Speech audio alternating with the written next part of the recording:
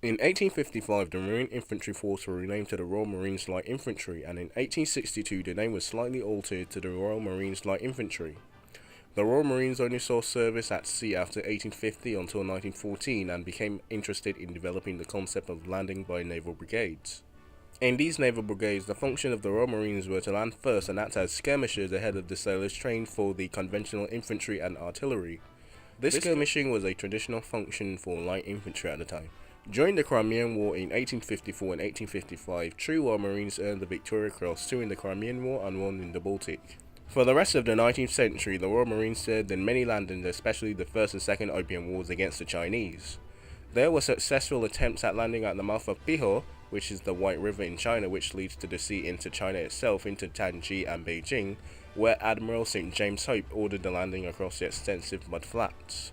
The Royal Marines played a prominent role in the Boxer Rebellion in China in 1900, where the Royal Marines earned a Future Corps Victoria Cross. Pursuing a career in the Navy had been also considered a social suicide through much of the 18th and 19th century, since a Marine officer had lower standings than their counterpart in the Royal Navy. An effort was made in 1907 through the common entry of the Selborne scheme to reduce the professional differences between the Royal Navy and the Royal Marine officers through a system of common entry that provided the initial period of service where both groups performed the same roles and underwent the same training. For the first part of the 20th century, the Royal Marines were kind of stagnant, but they did have roles in traditional landing craft and shipboarding infantry for security, boarding parties, and small-scale landings.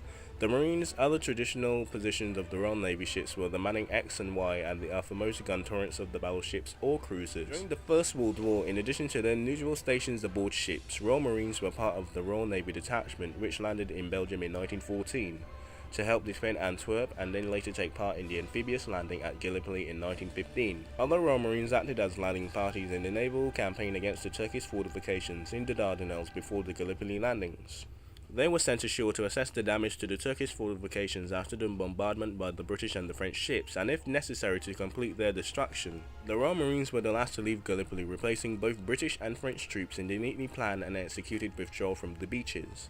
The Royal Marines also took part in the Zerbster raid in 1918. 5 Marines earned the Victoria Cross in World War I, 2 at Zerbster, 1 at Gallipoli, and 1 at Jutland, and 1 on the Western Front.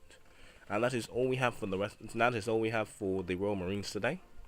I plan to do the 36th Royal Navy Detachment, which is the most prominent and the most famous of all these Royal Navy detachments, which both served on the Western Front and especially at Zerbster, not Gallipoli, but they did serve on the Western Front and at Zerbster.